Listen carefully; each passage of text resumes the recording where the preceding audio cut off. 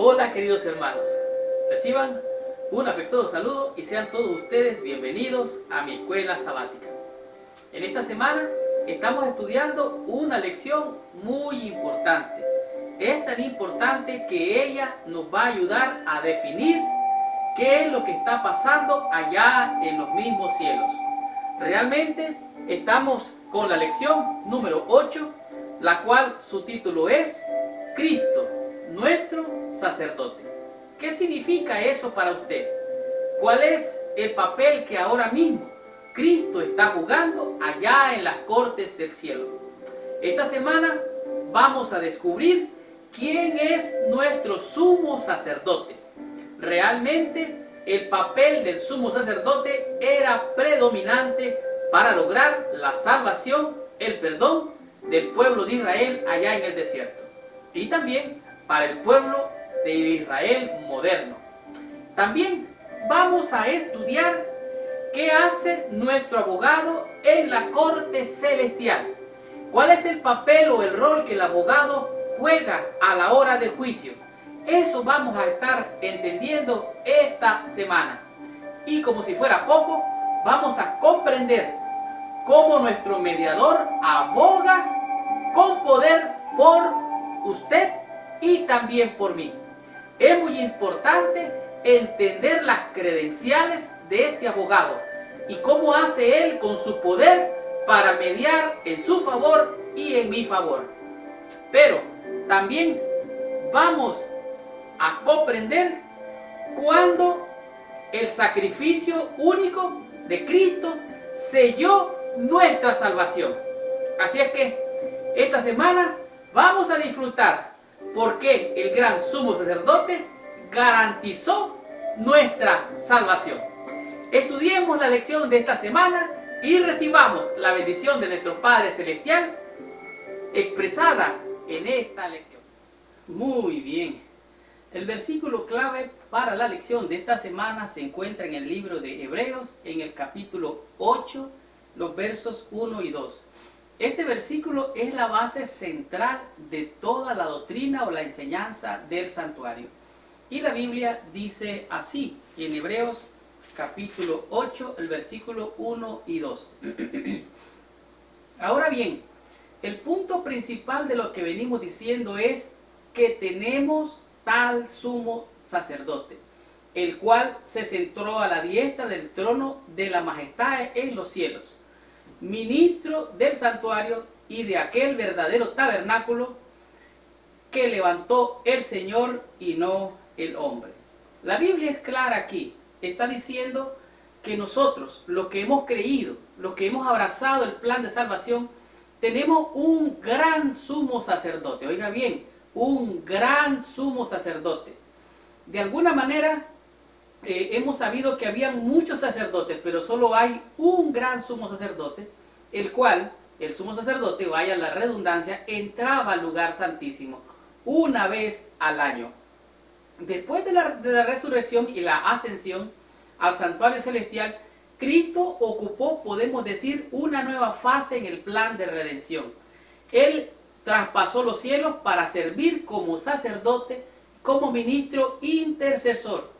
Su ministerio sacerdotal consta de dos fases, ambas prefiguradas en el santuario terrenal, el ministerio diario o el continuo sacrificio del cual nosotros hablamos, que se hacía día a día, y el día anual de la expiación o el Yom Kippur. Ese sumo sacerdote llamado Jesucristo traspasó los cielos. Él es el sumo sacerdote, era el sacerdote de los sacerdotes. Él actualmente ministra como los sacrificios diarios se hacían, así mismo como el día de la expiación o el Yom Kippur se hacía. ¿Y saben qué? Dice la Biblia que Él vive para interceder.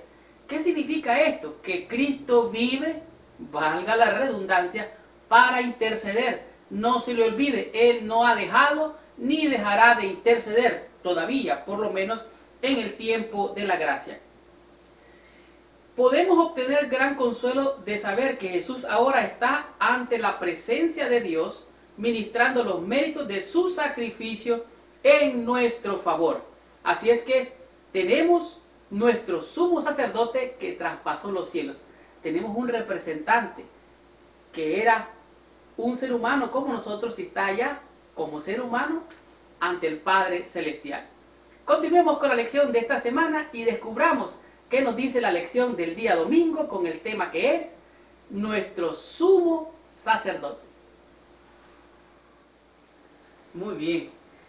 La lección del día domingo es una lección que puede ser, o mejor dicho, podría decirse que es la base sólida de la fe en cuanto a el santuario. Como leímos el versículo de memoria, tenemos un sumo sacerdote que traspasó los cielos.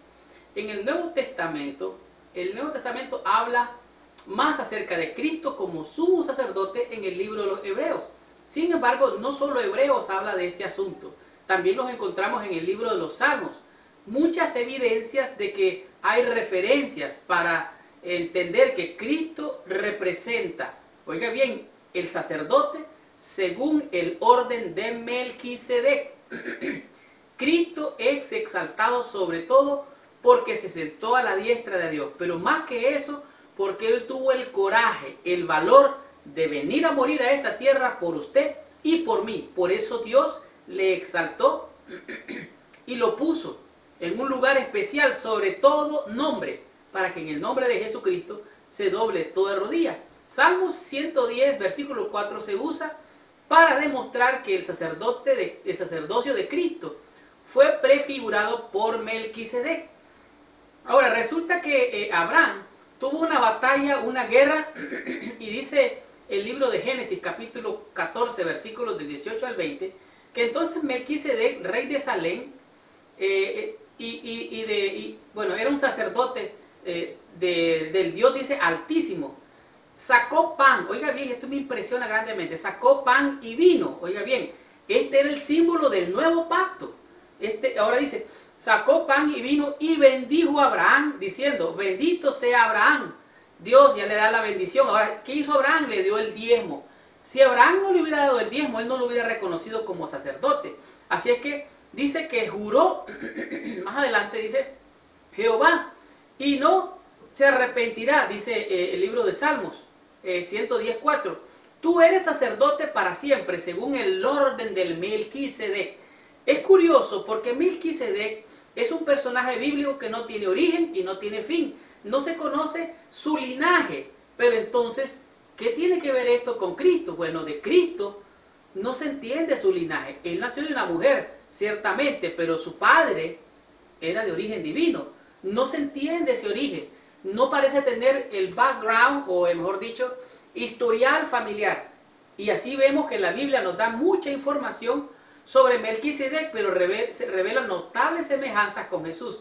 Así es que Melquisedec era podemos decir, era el tipo del antitipo que era Cristo. Así es que su nombre significa Rey de Justicia. Lo que habla de su carácter es que está separado de la historia, ya que no se dan sus antecedentes familiares. El orden del Melquisedec es un origen desconocido. Así es que lo mismo pasa con Cristo.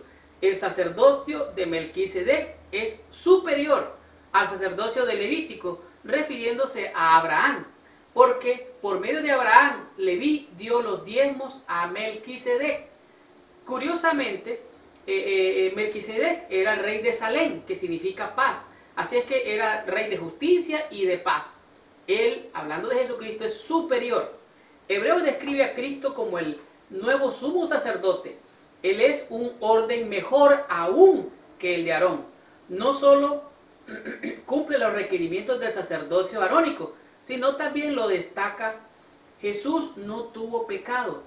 Fue obediente y no necesitó traer ofrendas por sí mismo como tenía que ofrecer Aarón, pues él mismo fue la ofrenda más perfecta que pudo haber existido en esta tierra. Así es que Jesús cumplió con el sacerdote arónico según el orden del Melquisedec, y ese tipo del antitipo se cumplió en Cristo Jesús. Así es que nuestro sumo sacerdote, dice, oye bien, el sumo sacerdote es nuestro. ¿Qué significa? Usted puede apropiarse, yo puedo apropiarme de ese gran sumo sacerdote que es Cristo, según el orden del Melquisedec, para salvación suya y salvación mía. Continuemos con esta lección y estudiemos el tema del día lunes con la sección que su título es Abogado e Intercesor. La sección del día lunes es una sección para reflexionar profundamente dónde estamos parados en este momento tan crucial cuando allá en los cielos se ejecuta un juicio. En realidad, este juicio es el juicio previo. El juicio previo es para determinar la inocencia o la culpabilidad del sospechoso. Usted y yo, créalo o no, somos sospechosos de haber cometido tremendos y terribles pecados. Hay un acusador que nos acusa, pero también tenemos un abogado intercesor, como lo dice la lección de este día. Y nos lleva como referencia a Romanos capítulo 8, versículos 31 al 34. Son versículos muy poderosos porque dice: ¿qué pues diremos a esto? Si Dios es por nosotros, ¿quién contra nosotros? El que no escatimonia a su propio Hijo. Oiga bien, el que no escatimonia a su propio Hijo. ¿Quién nos va a acusar? ¿Quién es el que va contra nosotros? ¿Quién acusará a los escogidos de Dios? Tenemos que visualizarnos como acusados. Nosotros estamos ante el juicio del Padre Celestial. Estamos ante el tribunal. ¿Somos culpables o somos inocentes? Esa es la investigación. Eso es de lo que se habla, el juicio investigador. Investigador no significa que lo está hurgando usted donde está mal. No se confunda. El que lo representa a usted es Cristo. Dios el Padre mira a Cristo, no lo mira a usted. Él está intercediendo, está en medio de Dios y de usted. Cristo se presenta ante el Padre por usted. Así es que no necesitamos temer la promesa de que nada ni nadie puede separarnos del amor de Dios. Se centra en varios puntos importantes. Dios está en favor nuestro. Mejor dicho, Cristo está a nuestro favor. La ley nos acusa, pero Cristo está intercediendo por nosotros. Así es que, ¿quién nos separará del amor de Dios? ¿Quién nos condenará? Si Cristo es el que murió, oiga bien, la paga del pecado es muerte. Alguien tenía que morir, Cristo ya murió. ¿Qué se tiene que pagar ahora? Ya está pagada la deuda. La deuda más grande, la deuda más terrible que usted y yo teníamos, era la deuda del pecado, porque la condenación era muerte. Pero Cristo ya murió. La deuda fue pagada y hoy usted es libre en Cristo Jesús. Créalo y recíbalo por la fe. Yo soy libre y salvo por los méritos poderosos y santos de Cristo Jesús. No necesitamos tener temor, porque el amor echa fuera el temor. ¿Quién es el que nos va a condenar?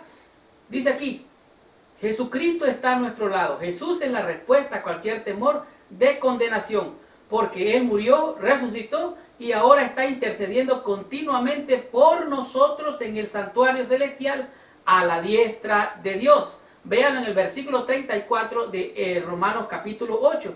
Así es que nadie nos puede condenar. Cristo murió, Cristo resucitó. Hoy podemos tener gozo, podemos tener paz, debemos de tener alegría y gozo porque la victoria la ganó nuestro Señor Jesucristo. Dice aquí, deberíamos sentir confianza en su amor.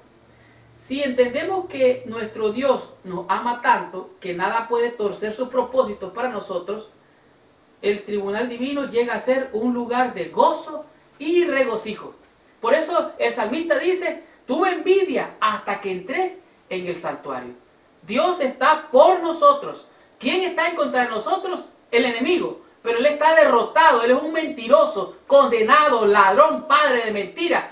Cristo es el que murió y Cristo es el que resucitó. Cristo es mi abogado, es tu abogado, es mi intercesor, es tu intercesor. Cristo murió y resucitó. Él aboga, Él intercede, Él es el que hace la mediación, Él justifica, Él perdona, Él libera y Él te salva. No hay ninguna condenación para los que están en Cristo, los que no andan conforme a la carne, sino conforme al Espíritu. Él es, como dice 1 de Juan capítulo 2, 1 y 2, en griego dice paracletos, que se designa un asistente legal, un abogado, alguien que aparece a favor de otro como intercesor.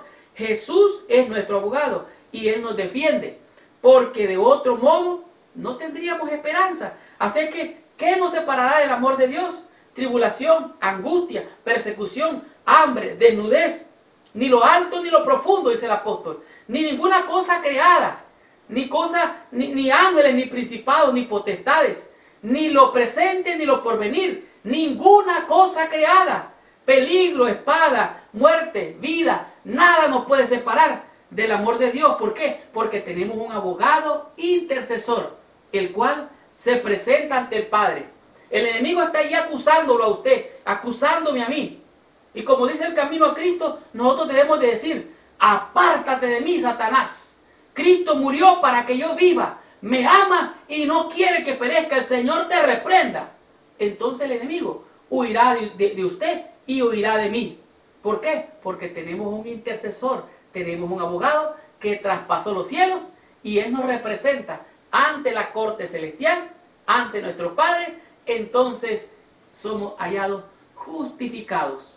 Él nos imparte su justicia y usted y yo somos libres de toda condenación. ¿Por qué?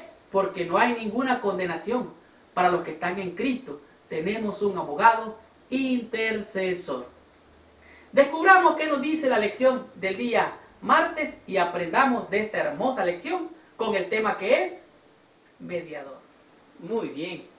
La sección del día martes es una lección que podemos decir es la base y el eje principal de toda la lección de esta semana. Porque aquí nos encontramos en vivo y en directo con quién es el mediador entre Dios y los hombres. Algunos de nosotros algunas veces hemos pedido que alguien ore por nosotros. He pedido tal vez alguna vez oración por una necesidad, por un problema. Pero en realidad el único que puede ser el mediador entre Dios y los hombres es Cristo. Por eso usted y yo debemos de orarle al Padre en el nombre de Jesús. ¿Por qué? Porque Jesús es el mediador delante del Padre para todos los hombres. Dice el libro de Primera de Timoteo, capítulo 2, versículos 4 al 6, dice, el cual, hablando de Dios, el cual quiere que todos los hombres sean salvos y vengan al conocimiento de la verdad. ¿Por qué? Porque hay un solo Dios y un solo mediador entre Dios y los hombres. Este es Jesucristo, hombre, el cual se dio a sí mismo en rescate por todos, de lo cual se dio testimonio a su debido tiempo. Así es que no hay otro nombre dado a los hombres en el cual podamos ser salvos. Dios quiere que todos los hombres vengan o vengamos al conocimiento de la verdad y que seamos salvos por medio del conocimiento de la verdad. Por lo cual, como dijimos, hay un solo Dios y un solo mediador delante de Dios y de los hombres. Esto es Jesucristo, hombre. A Cristo se lo llama el mediador único entre Dios y los hombres. No hay otro porque no se necesita ningún otro. No hay nadie más.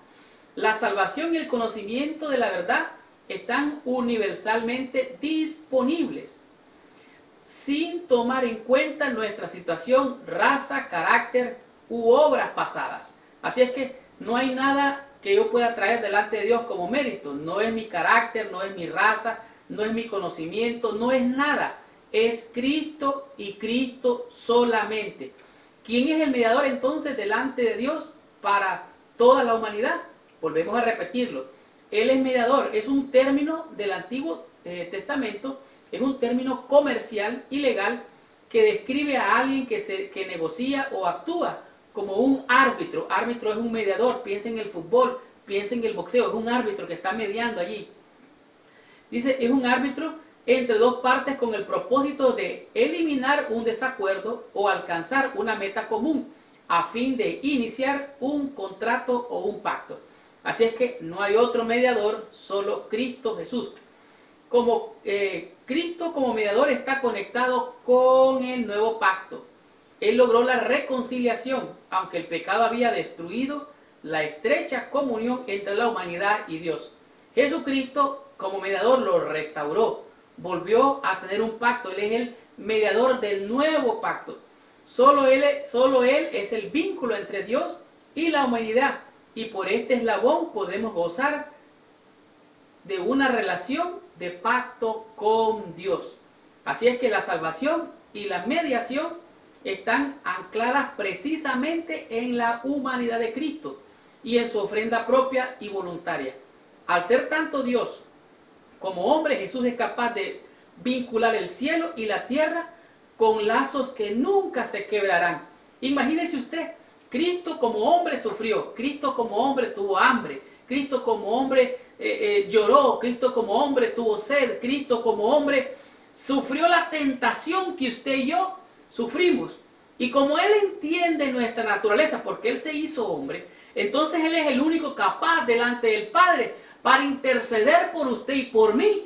Al decir, Padre, yo sufrí, yo sé lo que se siente. Padre, aquí está mi sangre, yo morí para salvarlo. Y yo me presento ante ti, Padre. Entonces Dios mira a su Hijo Jesucristo y dice, Hijo mío, tú eres digno, tú eres mi Hijo. Así que yo acepto a todos los que vienen detrás de ti. ¿Por qué? Porque tú los has redimido y los has sacado de la perdición. Cristo como hombre entiende, Cristo como Dios es el mediador. Él me conoce y sabe todo de mí y sabe todo de ti. Así es que Él vivió y sintió y fue tentado en todo. Por eso es el único, no hay otro nombre dado a los hombres en el cual podamos ser salvos. Solo en el nombre poderoso y santo de Cristo Jesús. En esta hora me gustaría invitarte que lo vuelvas a recibir por la fe. Yo lo recibo en esta hora. Él es mi Señor, Él es mi Salvador. No hay otro nombre dado a los hombres en el cual podamos ser salvos, sino en el nombre de Jesucristo. Aprendamos de la lección del día miércoles y descubramos cuál es la lección en este día con el tema que es el gran sumo sacerdote. Muy bien. La lección del día miércoles es la lección que podemos decir es la punta de lanza para entender por qué Jesucristo es el único exclusivo que califica para ser el mediador, el gran sumo sacerdote. Veremos qué revelan los siguientes textos acerca del ministerio de Cristo como sumo sacerdote. La Biblia dice en Hebreos capítulo 2, 17, dice, por lo cual debía ser semejante en todo a sus hermanos para ser misericordioso. Recuerde, este gran sumo sacerdote está intercediendo ante el Padre Celestial, pero él tiene una característica muy especial que es semejante a sus hermanos para que pudiera tener misericordia de los seres humanos. Por tanto, teniendo un gran sumo sacerdote que traspasó los cielos, deberíamos nosotros estar confiados, deberíamos nosotros estar tranquilos, deberíamos nosotros de tener paz en nuestro corazón, porque el que nos representa ante el Padre Celestial es un varón perfecto, recto, puro y santo. Mas este, por cuanto permanece para siempre, sigue diciendo el libro de Hebreos, es un sacerdote inmutable. Recuerde, los sacerdotes nacían, crecían, ministraban y se morían. Pero este sacerdote nació, creció, murió y resucitó. Por eso él permanece y vive para siempre. Este no es un sacerdote terrenal 100%. Él era humano, pero también su origen era divino. Sigue diciendo la lección que él era superior para ser misericordioso. Él estaba en una posición de altura, era superior, su posición es elevada y celestial. Jesús puede simpatizar con nosotros, puesto que Él vivió como un humano. Podemos confiar en que Él es un ayudador compasivo y perfecto. No obstante, Él no está en la misma situación que nosotros. ¿Por qué? Porque Él es sin pecado. O sea, Él fue tentado en todo, igual que tú, igual que yo. Por eso Él me comprende, por eso Él te comprende. Pero la diferencia es que Él fue tentado en todo, pero sin pecar. Así es que, aunque es semejante a nosotros, no es igual a nosotros. Nosotros no somos iguales a Él. Él es semejante a nosotros. Jesús, como sumo sacerdote, no está en la comunidad de los creyentes como estaba Moisés. O sea, Él no está aquí intercediendo en un santuario terrenal. Él está ya en los cielos. Traspasó los cielos, traspasó el velo y llegó al lugar santísimo ante la misma presencia del Padre.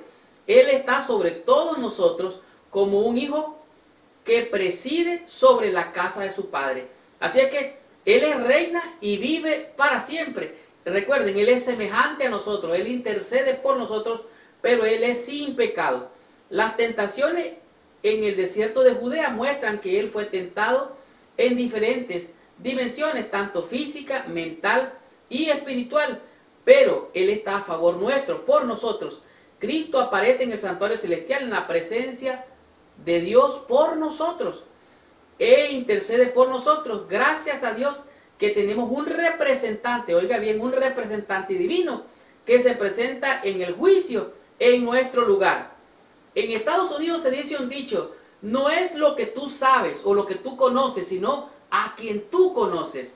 Así es que yo podría decir en esta hora, no es todo lo que tú sabes acerca de la fe, no es todo lo que tú sabes acerca de la doctrina, es a quien tú conoces, al originador de esta enseñanza. No es tanto conocer las profecías como conocer al Dios de las profecías. Y eso es diferente. Así es que por nosotros tenemos un representante ahí en los cielos, en nuestro favor allá arriba. Él nos representa. No es lo que tú conoces, es a quien tú conoces.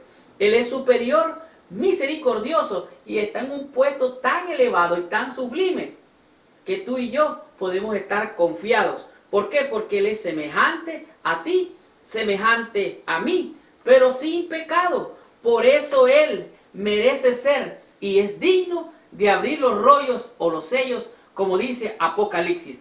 Él es nuestro gran sumo sacerdote que traspasó los cielos y te representa a ti y me representa a mí ante la corte celestial.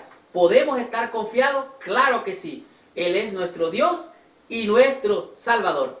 Estudiemos y comprendamos la lección del día jueves. Veamos el tema que nos dice con este hermoso y maravilloso título: sacrificio único. Muy bien, la sección del día jueves es también realmente una sección bien poderosa. Yo podría decir que esta lección, la que estamos estudiando, la lección 8, es la lección más completa y recuerde, apenas estamos en el centro o en el medio de todo el trimestre. El título es el sacrificio único. Algo único es algo exclusivo, algo que no se repite y no tiene comparación con nada. Es literalmente único. Como hemos visto, un propósito vital del servicio del santuario terrenal era revelar el simbolismo, era revelar los tipos y el antitipo, y era como algo así como una mini profecía. Y hablando del santuario, realmente es el evangelio en miniatura. Los sacrificios eran vitales. ¿Por qué? Porque el pecado era terrible, entonces tenían que matar animalitos para poder ser justificados, para poder ser perdonados. El pecado era tan horrible, pero tan horrible, que dice el deseo de toda la gente que cuando Cristo vino era un tiempo de tinieblas. Recuerde que dice, el pueblo que andaba en tinieblas, dice, luz le resplandeció. Así es que toda esa sangre derramada era para señalar la única solución para el pecado, que era la muerte de Jesús mismo. Así que haya sido necesaria la muerte del que era igual a Dios, a fin de expiar el pecado, muestra que realmente el pecado es malo y terrible. Así es que Jesucristo tenía que morir para darnos vida. Por eso Él dijo, yo he venido ¿para qué? Para que tengan vida y la tengan en abundancia. En Hebreos capítulo 10, versículos del 1 al 14, podemos ver claramente por qué Cristo es un sacrificio único y exclusivo.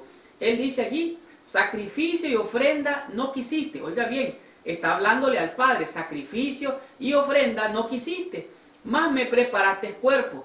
Entonces yo dije, o sea, eso ya estaba escrito, he aquí que vengo, oh Dios, para hacer tu voluntad. Oiga bien, ¿qué dijo Cristo al orar? Dijo, Padre, no sea como yo quiero, sino como tú. Él quería hacer la voluntad del Padre. Dice, quita lo primero para establecer lo segundo. O sea, los sacrificios, la ceremonia fue quitado, fueron clavados en la cruz, Colosenses 2:14.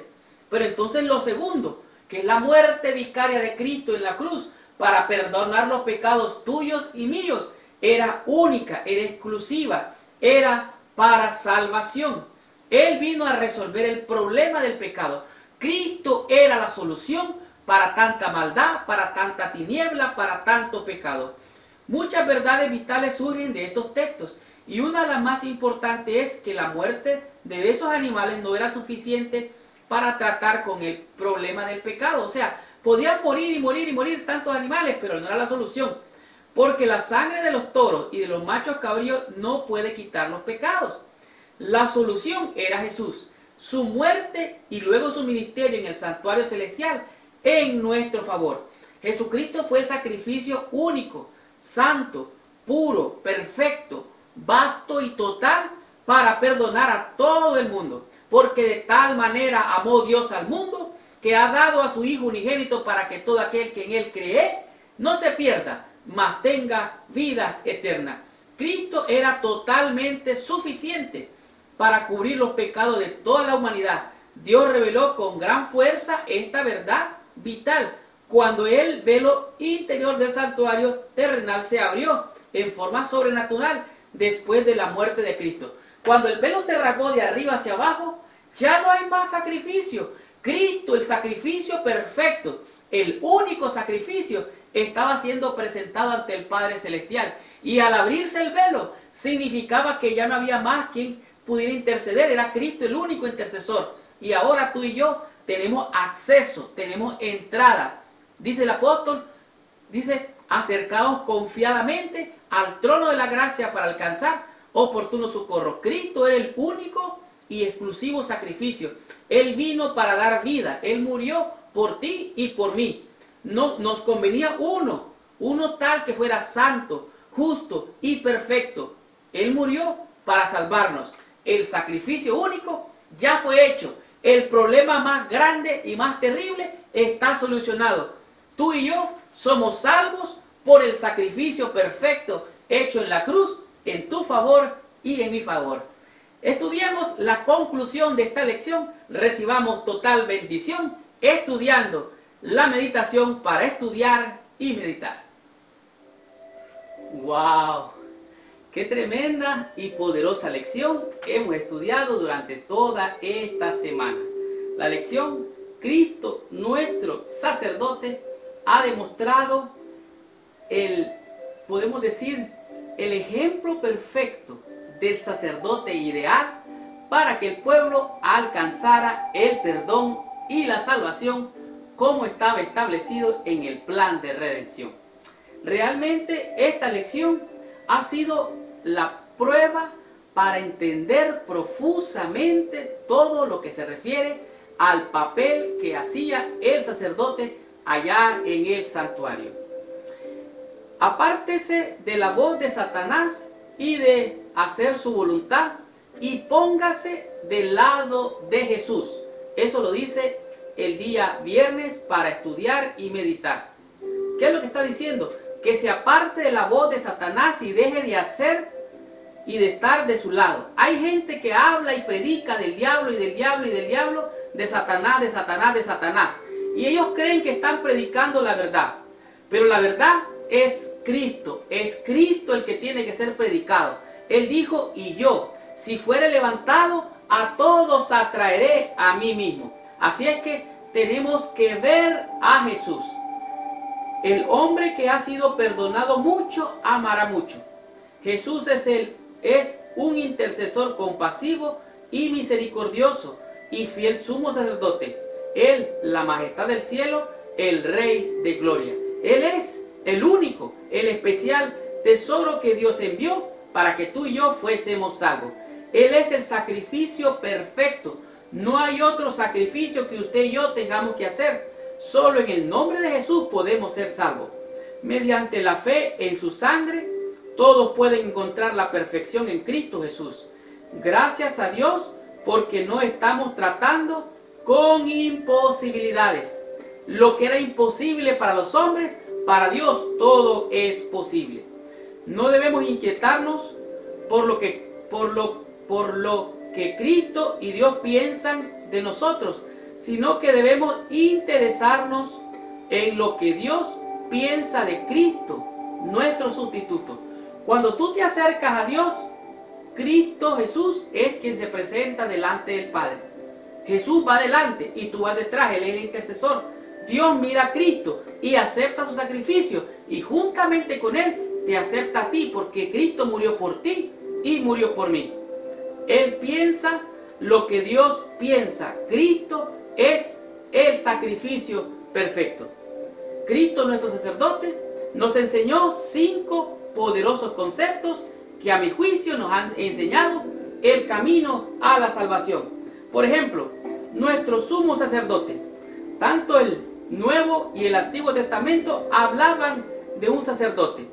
Y en Salmos también presentaba al sacerdote. Y este es el sacerdote según el orden de Melquisedec. Él, Jesucristo, es nuestro sumo sacerdote de acuerdo al orden de Melquisedec. También aprendimos que Jesús es nuestro abogado intercesor. Él es mediador entre nosotros y Dios. Él es hombre. Él intercede por nosotros ante el Padre Celestial, y porque Él intercede nosotros somos aceptados. También comprendimos que Él es el mediador. No hay otro nombre dado a los hombres en el que podamos ser salvos, solo en el nombre poderoso de Jesucristo. Y descubrimos que Jesús es nuestro gran sumo sacerdote. Él es el único que puede interceder ante el Padre Celestial para que usted y yo seamos salvos por la fe en la sangre del Cordero de Dios que quita el pecado del mundo. Cristo es el sacerdote, Cristo es el Cordero expiatorio, Cristo es el que entrega su sangre y es el que nos da vida, y Él da su vida para volverla a tomar. Él, como dijo en el libro, de Él está escrito, dice, quita lo primero para poner lo segundo. Sacrificio y ofrenda no quisiste, mas me preparaste cuerpo. He aquí vengo, oh Dios mío, para hacer tu voluntad. ¿Y qué diremos del sacrificio único? Este concepto es un concepto profundo. No hay otro nombre dado a los hombres. Este sacrificio vital fue suficiente para expiar los pecados del pueblo. Él vino para salvar y para darnos vida. Su sacrificio es único, total y vasto. No hay nada más que tú tengas que hacer, ni yo tenga que hacer, para alcanzar la salvación. Cristo es nuestro sacerdote. Él traspasó los cielos y hoy se presenta ante el Padre Celestial por ti y por mí para salvarnos. Esa fue la lección número 8. La próxima semana vamos a estudiar la lección número 9 con el tema que es el juicio previo al advenimiento. Gracias por visitar el canal de mi escuela sabática. Les habló su hermano y su amigo Marlon García. Y los espero la próxima semana con esta tremenda bendición. Por favor, si les gustó la lección, ponga like. Y por qué no, coméntelo y compártalo con sus amigos y con sus hermanos. Que Dios les bendiga y los espero la próxima semana con esta bendición. Que Dios les bendiga y hasta la próxima.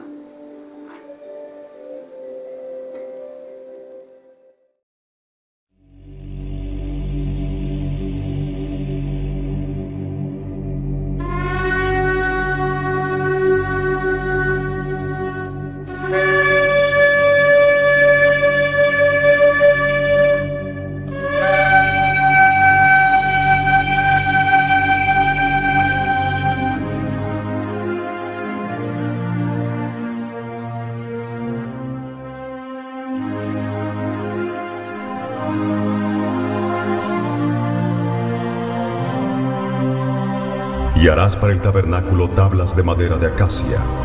La longitud de cada tabla será de 4 metros 45 centímetros de alto por 67 de ancho. 2 espigas tendrá cada tabla para unirlas una con la otra. Conforme a todo lo que yo te muestre, así lo haréis. 20 tablas al lado sur del tabernáculo. Estas han de caber en 40 basas de plata debajo de cada tabla. 2 basas debajo de cada tabla. Al lado norte también habrá 20 tablas, con sus 40 basas de plata, 2 basas debajo de cada tabla. Y para el lado posterior del tabernáculo harás 6 tablas. Harás además 2 tablas para las esquinas del tabernáculo en los 2 ángulos posteriores, las cuales se unirán desde abajo, y asimismo se juntarán por su alto con un gozne. De suerte que serán 8 tablas, con sus basas de plata, 16 basas, 2 basas debajo de cada tabla. Harás también 5 barras de madera de acacia para las tablas de un lado del tabernáculo, y 5 barras para las tablas del otro lado del tabernáculo, y 5 barras para las tablas del lado posterior. Y la barra de en medio pasará por en medio de las tablas, de un extremo al otro. Y cubrirás de oro las tablas, y harás sus anillos de oro para meter por ellos las barras. También cubrirás de oro las barras. Y alzarás el tabernáculo conforme al modelo que te fue mostrado en el monte.